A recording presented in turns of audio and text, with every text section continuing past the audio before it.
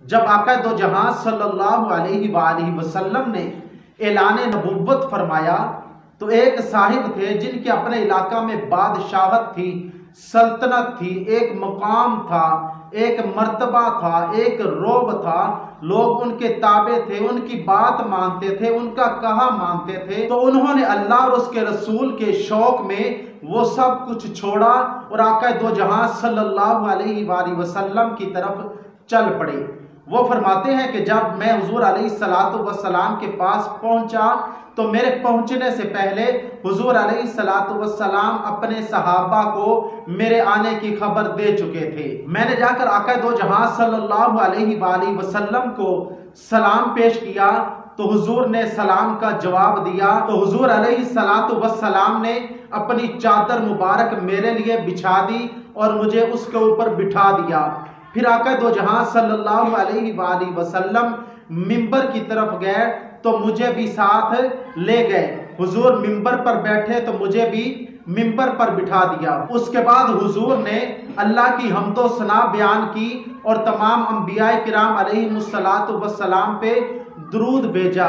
اتنے میں باقی صحابہ کرام بھی جمع ہو گئے تھے اور پھر حضور نے فرمایا، لوگوں یہ صاحب لمبا چوڑا سفر کر کے دور دراز سے آیا ہے، اسے کسی نے مجبور نہیں کیا، یہ صرف اللہ اور اس کے رسول کے شوق میں یہاں تک آ گیا ہے۔ صاحب فرماتے ہیں کہ میں نے کہا، اے اللہ کے نبی آپ نے بالکل درست کہا۔ اور وہ صاحب فرماتے ہیں کہ آقا دو جہاں صلی اللہ علیہ وآلہ وسلم نے میرے لیے چادر بچھائی، مجھے اپنے پہلو میں بٹھایا، مجھے اپنے سینے سے لگایا، حضور نے مجھے اپنے ساتھ منبر پہ بٹھایا۔ میں قربان جاؤں وہ کیسا خوش قسمت انسان تھا جس کے لیے حضور نے اپنی چادر مبارک کو بچھا دیا، جسے حضور علیہ السلام نے اپنے سینے مبارک سے لگا لیا۔ وہ کیسا خوش قسمت شخص تھا جسے حضور نے اپنے ساتھ منبر پہ بٹھا لیا۔ وہ صاحب فرماتے ہیں اس کے بعد آقا دو جہاں صلی اللہ علیہ وآلہ وسلم نے ارشاد فرمایا، لوگوں اس کے ساتھ نرمی والا معاملہ کرنا، کیونکہ یہ بہت دور دراز سے سفر کر کے آیا ہے اور یہ ایک سلطنت چھوڑ کے آیا ہے۔ اپنا علاقہ چھوڑ کے آ جانا، اپنا سب کچھ چھوڑ کر آ جانا یہی کافی ہوتا ہے۔ یہ اپنی بادشاہت کو بھی، اپنی سلطنت کو بھی میری خاطر چھوڑ کے آ گیا ہے، لہٰذا اس کے ساتھ نرمی والا معاملہ فرمانا۔ وہ صاحب فرماتے ہیں کہ اس کے بعد میں نے کہا، اے اللہ کے نبی میں اپنا سب کچھ چھوڑ کر آ گیا ہوں تو میرے جو اپنے تھے انہوں نے میرا سب کچھ مجھ سے چھین لیا ہے، جو میرا حصہ بنتا تھا انہوں نے مجھ سے سب کچھ وہ چھین لیا ہے۔ تو آقا دو جہاں صلی اللہ علیہ وآلہ وسلم نے کیا خوب کہا ہوگا، کیا خوب سوچا ہوگا کہ تو پریشان کیوں ہوتا ہے، وہ تیرے اپنے تھے ہی نہیں، اپنے ہوتے تو وہ تجھ سے کچھ چھینتے ہی نہ۔